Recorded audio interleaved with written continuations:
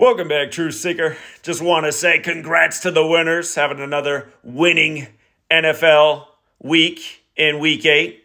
And just a quick little recap. Home teams are 6-7. Shout out to the Don Mata, right as we're talking about winning. Don Mata, what did he just say? $50 to make $1,500. That's what I'm talking about, you guys. Shout out to the Don Mata. Anyhow. That's the power of the knowledge, you guys, right there. But yeah, again, another winning week. Seen a lot of nice winning slips from the community. Just to do a quick little recap. Eagles over Bengals. I told you guys, Zach Taylor's been a perfect indicator for wins and losses for the Bengals this year.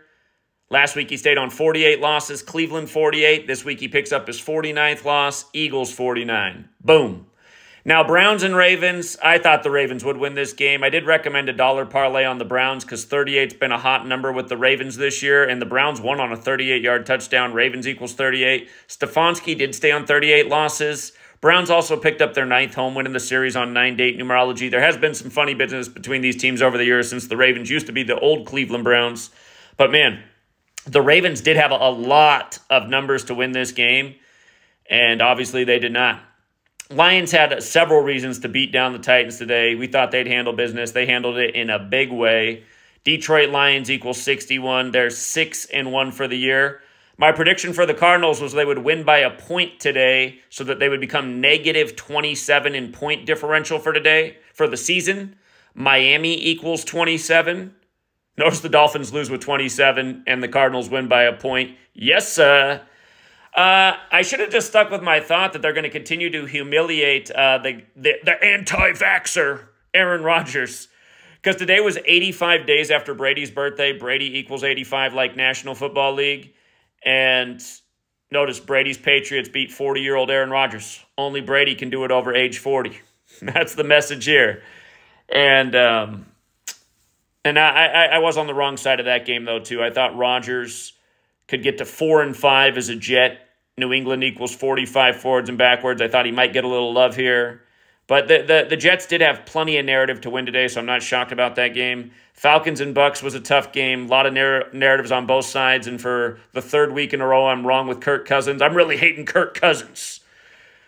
He's had a 50-50 narrative the last 3 weeks, and I've been on the wrong side of it all 3 weeks. What's 50% times 50% times 50%? That's... what was that, 12.5%? Like 1 in 8? 1 in 8, I could get it wrong like that all 3 times with Kirk Cousins. About to throw the Falcons games away. I couldn't fade Mayfield getting his 15th win with the Bucks. Atlanta loves 15. It normally hits. But there was plenty of narrative on both sides, so I'm not shocked about that game either. We like the Packers to get it done today, and they did, becoming 4-1 at the Jags all time. Green Bay 41. A few more things that we liked about that, but it has to do with next week's game. Texans and Colts. I said Texans should win the game, but I would take the Colts with the points. I thought the Colts would cover the spread. Texans' money line didn't pay as much as Colts to cover, so I said Colts to cover is the right call here, and it was. Boom. We like the Chargers to beat the Saints for several reasons, including getting to 4-3 on the year. Chargers 43. Boom. Bills had all kinds of reasons to beat the Seahawks, and Josh Allen, this win sets him up for next week versus Miami. Miami Dolphins 70. He can get his 70th win next week. So many rituals with the Seahawks and Dolphins, including the Bills going back-to-back over these teams. I remember the original Seahawks team was the Miami Seahawks that eventually became the Baltimore Colts. The other week you saw Baltimore win on Sunday Night Football, and then Miami and Seattle lose together in a Monday Night Football doubleheader the next day. The week before that, it was Mercury Morris announced dead right before the Miami and Seahawks game. Broncos and Panthers. Sean Payton continues to crush his old division, the NFC South. I said Broncos had a narrative to win by 14 today. Exactly what they did. Sean Payton got his 174th all-time win. Carolina Panthers 174. He stayed on 101 losses. Panthers 101. Thing of beauty for Sean Payton, who's had it all lined up versus all the NFC South teams. Chiefs and Raiders. So many tributes to Super Bowl 58 in this. I don't even know where to begin. But we like the Chiefs to win today. And they did. And there's just like last week, Shanahan came in on 54 regular season losses, 58 all-time losses, like how he lost in Super Bowl 54 and 58 to the Chiefs. This week, Mahomes became 11-2 versus the Raiders.